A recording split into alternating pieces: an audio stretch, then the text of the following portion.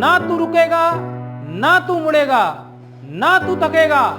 मेरे साथ कर शपथ, कर शपथ, कर शपथ, क्योंकि यह तेरा अग्निपथ, अग्निपथ, अग्निपथ। जय हिंद साथियों, कैसे हैं आप सभी लोग। आप सभी का एक बार फिर से इस चैनल में स्वागत है। आज आप वो टॉपिक क्लियर करेंगे, यानी टॉपिक का मतलब है आज हम उस भर्ती की बात करेंगे जिस भर्ती के लिए आप दिन और रात मेहनत करते हैं। उस मेहनत को आप कैसे साकार करेंगे।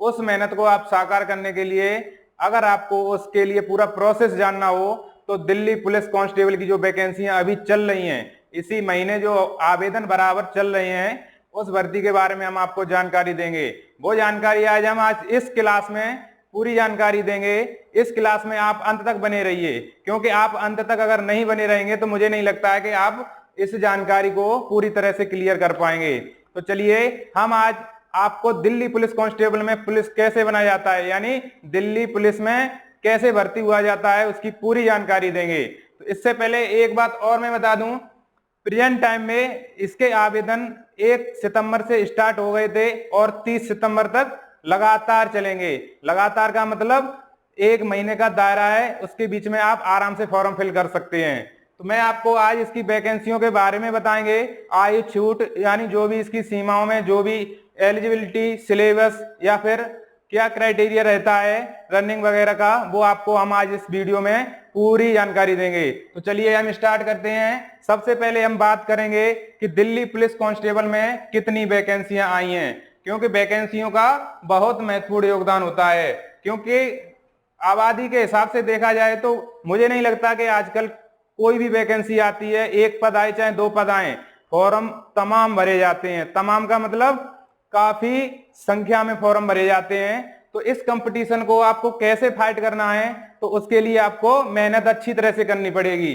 तो आइए हम बताते हैं आपको इनकी वैकेंसियों के बारे में जो दिल्ली पुलिस में आई हैं वो कितनी वैकेंसियां हैं। तो सबसे पहले हम बता रहे हैं कि इसमें जो वैकेंसियां आई हैं वो 7,547 वैकेंसियां आई हैं। ये वैकेंसियां मेरे हिसाब से बहुत ही अच्छी वैकेंसियां मानी जाएंगी, क्योंकि इससे पहले वाली जो वैकेंसी आई थी वो कुछ 5,000 प्लस पद थे उसमें। तो उसके बाद ये दूसरी जो इस साल की जो भर्ती है वो इसमें वैकेंसियां 7,547। अब 7,547 में से कुछ महिलाओं की भी ये सीटें और कुछ पुरुषों की भी सीटें, भाई दोनों के लिए जरूरी है। तो इसलिए इसमें जो महिलाओं के पद होंगे वो आपके 5,056 पद होंगे। कितने? 5,056 पद हैं। और जो फीमेल कैंडिडेट की बात करें तो 2,491 यानी 2,491 पद जो हैं वो फीमेल कैंडिडेट के लिए आए हैं। अब इस फॉर्म को आप फिल करेंगे, जो महिलाएं हैं वो महिलाएं भरेंगी अपने फॉर्म को, पुरुष हैं पुरुष भरेंगे। अब आप जैसे फॉर्म फिल करते समय आप जाएंगे जिस भी कैफे पर, तो उस पे आप उससे पहले आप पूरी जानकारी लेंगे कि मुझे कैसे फिर मतलब क्या क्या इसका दायरा है, क्या एलिजिबिलिटी है, तभी तो जाएंगे। तो उससे पहले हम आपको बताते हैं इस दिल्ली पुलिस में आप जॉब करने से पहले यानी आपकी उम्र, फॉर्म भरने से पहले आपकी उम्र पता होना चाहिए। तो उम्र कितनी होती है इसकी? ज्यादातर 18 से 25 के समथिंग, काफी वैकेंसियों में उम्र बताई जाती है। तो इसकी भी उसी हिसाब से है, इसमें 18 से 25 वर्ष की आयु मांगी गई है। आपकी उम्र 18 से मिनिमम 18 होनी चाहिए और मैक्सिमम 25 होनी चाहिए। अब इसमें जो SC ST का जो रिलैक्सेशन है उसमें 5 साल की छूट दी गई है, यानी अनुसूचित जाति और अनुसूचित जनजाति, तो उसमें आपको 5 साल की छूट दी गई है। और जो अन्य पिछड़ा वर्ग होता है जिसे हम बोलते हैं OBC, तो OBC की इसमें 3 साल की छूट दी गई है। तो इसी हिसाब से अपना अलग अलग दायरा है, क्योंकि हर कैटेगरी के हिसाब से रिलैक्सेशन मिलता है, तो उसी हिसाब से इसमें भी दिया गया है। और एक बात करें इसकी, अब आगे आपको लेके चलते हैं एलिजिबिलिटी। एलिजिबिलिटी मतलब योग्यता, यानी आपने कौन सी योग्यता ग्रेड की है उसके बाद आप इस फॉर्म को भर पाएंगे। तो इसकी जो योग्यता है इसके लिए आपको ज्यादा नहीं 10+2, 10+2 का मतलब 10th और 2, यानी इसलिए इसको लिखते हैं 12th। ये आपका टोटल हो गया 12th होता है, यानी 12वीं की मार्कशीट आपकी होनी चाहिए, आवश्यक है वो। तो आपके पास अगर 12th की मार्कशीट है और 18 साल के आप हो चुके हैं तो बिल्कुल भी समय न गंवाइए और इसकी तैयारी कीजिए। तो चलिए इसमें एक और महत्वपूर्ण बात, इसमें दिल्ली पुलिस में हमेशा यानी पिछली भी वैकेंसियों में मांगा गया था, क्या मांगा गया था, वो है डीएल। डीएल का मतलब ड्राइविंग लाइसेंस। ड्राइविंग लाइसेंस जो होगा वो ओनली मेल कैंडिडेट के लिए होगा। किसके लिए होगा? Male candidate. ये देखो स्पष्ट लिखा है इसमें ओनली मेल कैंडिडेट, यानी इसमें लर्निंग नहीं चलेगा। लर्निंग का मतलब ये नहीं कि आपने आवेदन कर दिया है, आपका लर्निंग का तारीख है और आप इसको भर दें, ऐसा कुछ नहीं होगा। इसमें एलएमबी मांगा गया है। क्या मांगा गया है? LMB, local motor vehicle. तो ये आपके पास होना जरूरी है। लेकिन एक बात और है, कुछ लोग कहते हैं कि सर ये जो एलएमबी मांगा गया है वो कब मांगते हैं? पेपर होगा, फिर उसके बाद उसकी रनिंग दौड़, हाई जंप जो भी होगा वो भी होगा, उसके बाद फिजिकल, यानी तमाम कार्रवाई इसकी आगे होगी। लेकिन ये डीएल कब मांगा जाएगा? तो मैं आपको बता दूं, ये फिजिकल के समय मांगा जाएगा। किसके समय? फिजिकल के समय आपके पास होना आवश्यक है। इसके बाद हम बात करें सिलेबस की। सिलेबस इसका जिस हिसाब से एसएससी कंडक्ट कराती है एग्जाम, उसी का स्टैंडर्ड रहता है। लेकिन इसमें आपका जो सिलेबस रहेगा वो सबसे पहले जिसमें विषय होगा वो आपका पहला विषय होगा जीके और करंट अफेयर्स। इसमें करंट अफेयर्स सबसे महत्वपूर्ण योगदान देगा, करंट अफेयर्स, क्योंकि करंट अफेयर्स प्रत्येक वर्ष, प्रत्येक महीना और प्रत्येक दिन कुछ नए नए क्वेश्चन आते हैं। उन क्वेश्चनों को आपको जानना बहुत जरूरी है, इसलिए इसमें करंट अफेयर्स दे रखा है। जीके और करंट ये जो आपका रहेगा ये टोटल 50 क्वेश्चन का होगा।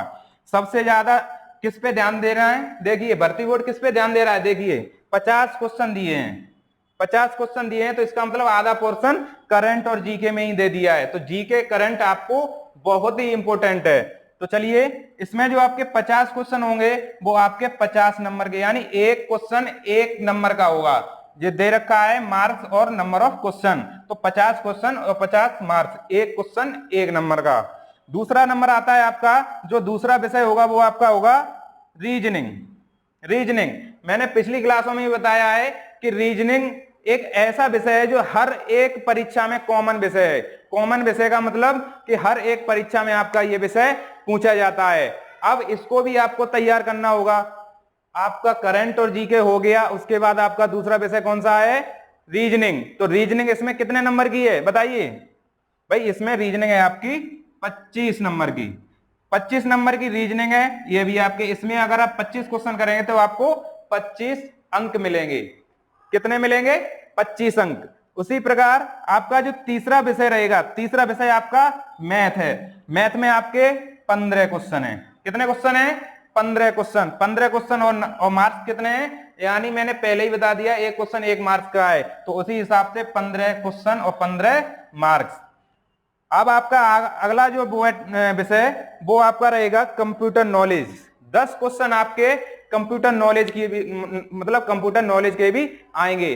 कंप्यूटर नॉलेज भी अब बहुत जरूरी है, क्योंकि आजकल आधुनिक दुनिया हो गई, यानी टेक्नोलॉजी बहुत आगे बढ़ती जा रही है। इसलिए हमें कंप्यूटर का ज्ञान भी होना बहुत आवश्यक है, क्योंकि आप भाई उस क्षेत्र में जा रहे हैं जिस क्षेत्र में आपको इसकी बहुत ही आवश्यकता पड़ सकती है। तो इसलिए आपको इसमें कंप्यूटर नॉलेज भी पूछा गया है। तो पूछा इसलिए गया है जो मैंने आपको बता दिया है। तो ये आपका कितने नंबर का रहेगा?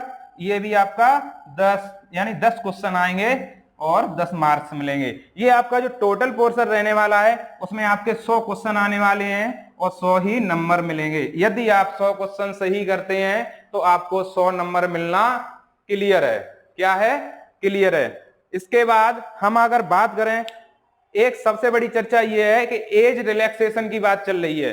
इस भर्ती का अगर सबसे ज्यादा अगर मुद्दा कोई चल रहा है तो एज रिलैक्सेशन, यानी जो व्यक्ति कुछ पिछली साल रह गए थे, यानी कहने का मतलब मेरा ये नहीं है जो व्यक्ति पिछली साल 1, 2 या 5 नंबर से रह गए थे इस भर्ती में, वो व्यक्ति इस भर्ती में कैसे एलिजिबल हो। यानी हालांकि हैं तो सभी लोग, लेकिन जो लोग जैसे 2, 4, 10, 15 दिन, 20 दिन में ओवर एज हो गए हैं उनका क्या होगा। लेकिन उसका मैं बता दूं 25 सितंबर यानी 18 सितंबर को कोर्ट केस कर दिया गया है, जिसमें अपनी अपनी याचिकाएं लगा दी गई हैं। अगला यानी पिछली सुनवाई 18 सितंबर को हुई थी, अगली जो होने वाली है वो आपकी 25 सितंबर के समथिंग होगी। तो चलिए ये तो आपकी वो जाने, जो कोर्ट जाने क्या जाने केस में क्या होगा, लेकिन आप अपना फॉर्म आवेदन कर दीजिए, क्योंकि उसके बाद शायद हो सकता है कि ये तारीख खत्म हो जाए, जैसे 30 सितंबर है इसकी लास्ट डेट, तो 30 सितंबर के बाद 2-4 दिन के लिए वेबसाइट ओपन हो जिसमें आपको कुछ आराम की राहत मिले। तो इसलिए आप अपना आवेदन कर लें। ये तो बाद की बात है, जो भी होता है वो बाद में होता है, लेकिन आप अभी जो अभी करना है वो आप पहले कर लीजिए। चलिए आगे बढ़ते हैं। आगे बढ़ने में हम आपको बताएंगे कि ये जो भर्ती है इसमें सबसे महत्वपूर्ण योगदान रहता है हाइट का। हाइट का क्यों रहता है भाई? हाइट का आपने देखा होगा कई फोर्स की वैकेंसियां होती हैं, उसमें 168 भी मांगते हैं, 167 भी मांगते हैं, लेकिन ये जो दिल्ली पुलिस की जो वैकेंसी है इसमें आपको मेल कैंडिडेट 170 सेंटीमीटर होना जरूरी है, यानी 170 सेंटीमीटर हाइट आवश्यक है, तभी आप फॉर्म फिल कर पाएंगे। तो चलिए आपको हम क्लियर बता दें। अब ये जो मेल कैंडिडेट का जो दायरा रहने वाला है, यानी रनिंग का, भाई जो आपने पेपर दिया है, आपने ये पिछले जितने भी प्रोसेस हैं वो क्लियर कर लिए हैं, उसके बाद आपका फिजिकल होगा। अब फिजिकल में क्या होगा? फिजिकल में ये होगा मेल कैंडिडेट 1600 मीटर। कितना? 1600 मीटर। हर एक फोर्स में जाने वाला व्यक्ति जानता है कि 1600 मीटर कितना होता है, क्योंकि एक चक्कर राउंड का 400 मीटर का होता है, तो 4 चक्कर लगवाए जाते हैं आपसे, तो 4 चक्कर आपका 4 × 4 कितना होता है? 16। तो 1600 मीटर रनिंग होगी आपकी। और समय कितना दिया जाएगा? समय बहुत दिया जा रहा है, मेरे हिसाब से समय आपको बहुत दिया जा रहा है, क्योंकि जो आर्मी वगैरह की भर्तियां होती हैं उसमें तो बहुत ही कम समय लेते हैं, यानी कम समय देते हैं। इसमें जो दिया रखा है या मांग रखा है वो 6 मिनट। देखिए ये जो 6 मिनट, ये मेरे हिसाब से बहुत ही अच्छा समय दिया है दिल्ली पुलिस ने। उसके बाद इसमें एक और प्रोसेस है, यानी और प्रोसेस है, जैसे कि हाई जंप। हाई जंप भी इसमें बहुत जरूरी है। हाई जंप इसमें 14 फीट की मांगी गई है मेल कैंडिडेटों से। कितनी? 14 फीट। यानी जो आप जो हिंदी भाषा में बोले तो जो पैता कूदते हैं ना हाई जंप, तो वो आपकी, यानी नहीं लॉन्ग जंप, एक सेकंड, ये आपकी जो हाई जंप है वो आपकी 3 फुट 3.9 हो जाएगी, और जो लॉन्ग जंप है वो आपकी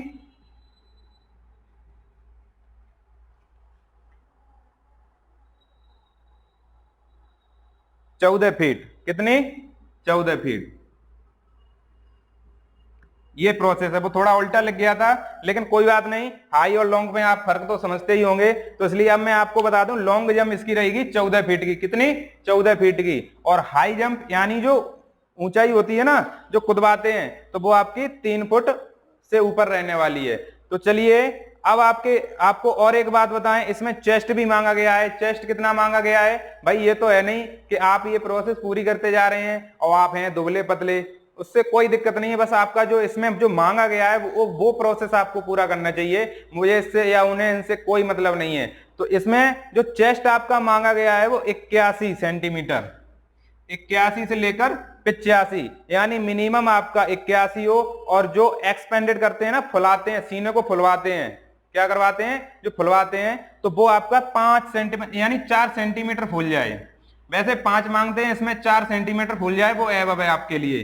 तो इसका 81 से 85 आपका सीना होना बहुत जरूरी है। अब मेल कैंडिडेट की बात क्लियर हो गई। अगली बात करते हैं हम फीमेल कैंडिडेट की। भाई फीमेल कैंडिडेट के लिए कुछ अलग होता है इसका, तो इसलिए हम फीमेल कैंडिडेटों के बारे में बताएं तो जैसे मेल कैंडिडेट की 1600 मीटर रनिंग थी, उसमें 6 मिनट दिए थे, लेकिन फीमेल कैंडिडेट के लिए 1600 मीटर कितना समय दिया गया है? 8 मिनट। कितना? 8 मिनट, जो मैं समझता हूं कि बहुत ही अच्छा समय होगा। 8 मिनट में आप 1600 मीटर लड़कियां इसको क्लियर करेंगी। और उनके लिए हाइट की अगर बात करें, जैसे कि मेल कैंडिडेट की 170 थी और फीमेल कैंडिडेट के लिए 157 157 सेंटीमीटर। तो इतना लड़कियों के लिए होना आवश्यक है।